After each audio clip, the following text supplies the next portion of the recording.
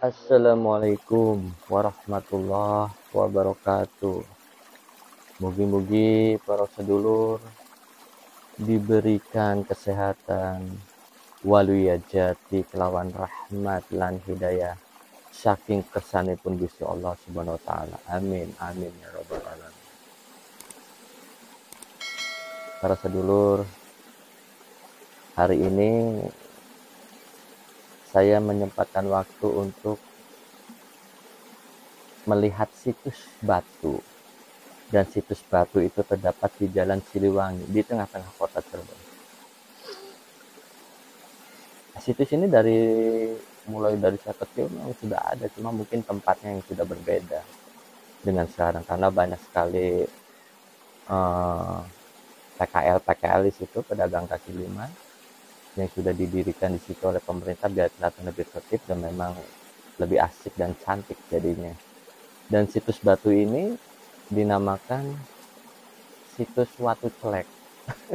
Memang namanya sedikit horor bagi orang Cirebon. Situs Watu Celek ini ada arti, ada makna, dan ada sejarah di dalamnya.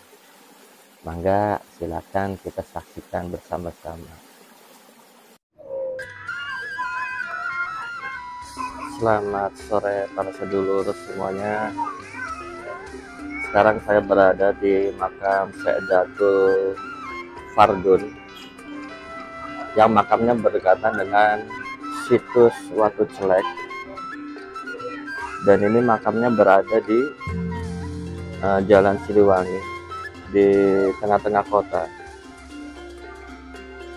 dan ini menjadi satu perhatian dari dinas cagar budaya atau pemerintah kota dan mungkin dari keraton Cirebon bahwa tempatnya sudah harus menjadi tempat ini menjadi perhatian untuk dijaga, dirawat, karena ini menjadi suatu aset budaya.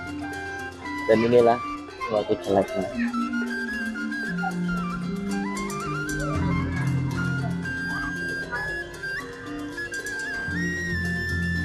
Dan ini makam Syekh Fardun.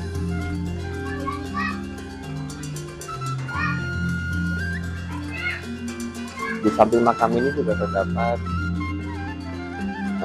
sebuah pohon beringin besar.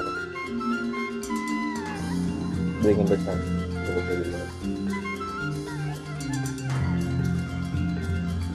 kita coba bersama-sama kita duduk setempat untuk sejarah tempat ini. Nah, ini sedulur, ini adalah pohon beringin dan sudah diupdate oleh warung malu. Telepon Bu. Ibu, Angreki 79. Dagang.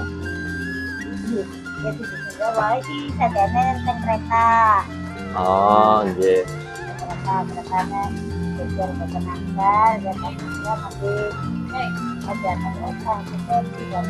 Wenten dua cerita apa Bu tentang pohon ini Bu? Pengalaman Ibu? Boten.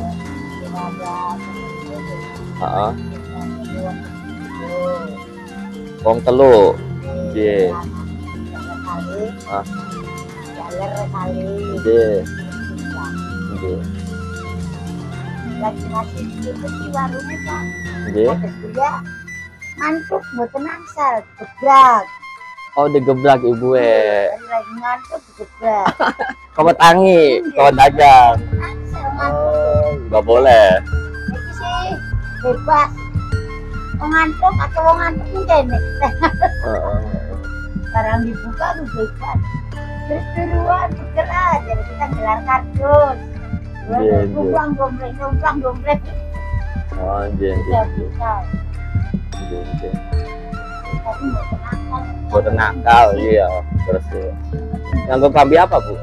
Kadang-kadang di daerah sih seneng. Hari wadonnya klambi putih. Klambi putih. Oh, nggih. Nggih Bu, kesuwun infonya Bu ya. Ya itulah sedulur tentang penunggu dari pohon. Mudah-mudahan bermanfaat itu sekedar pengetahuan saja wawasan bahwa kita hidup itu tidak hanya di dunia tapi ada makhluk lain juga selain di alam kita. Oke dulu, terima kasih. Assalamualaikum warahmatullahi wabarakatuh. Dan menurut naskah Mertasinga bahwa beliau ini adalah murid dari Syekh Siti Jenar atau Syekh Lemah Abang.